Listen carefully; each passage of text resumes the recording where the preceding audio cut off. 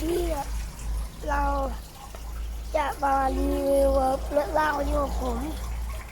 ใช้พิมพ์สังกะสีไม่รอดแน่นี่เนี่ยเรื่องราวยุคเนี่ยจะรีวิวมันคือเนี่ยมันทน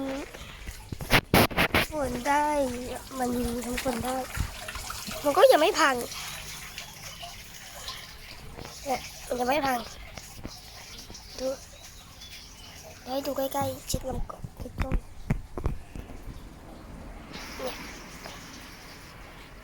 เนี่ยมันจะไม่พัง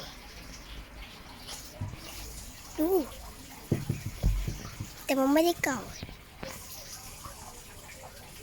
เฮ้ยเดี๋ยวก่อนมันเป็น